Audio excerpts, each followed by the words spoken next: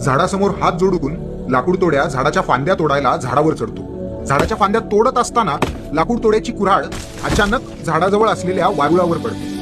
लाकूड तोड्या झाडावरून खाली उतरतो आणि कुऱ्हाड बघतो तर काय, वारुळातून रक्त येताना त्याला दिसतं. मग लाकूड तोड्या वारुळातून घाबरतच कुऱ्हाड काढतो. अरे देवा, हे काय झालं? वारुळातून रक्त कसं आलं? लाकूड तोड्या वारुळाजवळ जातो आणि वारुळाची माती दूर करतो आणि बघतो तर काय, वारुळातून एक दिव्य तेजस्वी साधू बाहेर आला.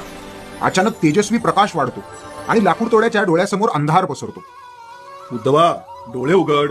पापण्या जड झाल्यात, काहीच दिसत नाही. अगदी सगळीकडे काळोख पसरलाय. तोच तर दूर करायला आलोय आम्ही.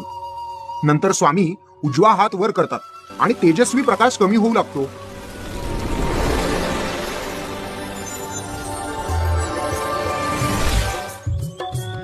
आपण कोण म्हणायचं स्वामी?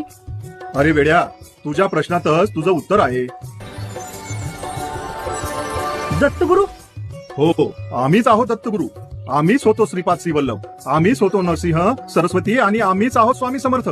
पटली, सगळी ओळख पटली स्वामी, सगळी ओळख पटली. लाकूड तोड्या स्वामींच्या पायावर डोकं ठेवून रडत रडत बोलतो. चुकी झाली स्वामी, माझ्यामुळे लागलं तुम्हाला. मला माफ करा महाराज, मला माफ करा. हे तर निमित्त मात्र आहे. घाव देणारे आम्हीच, घाव सोसणारे आम्ही.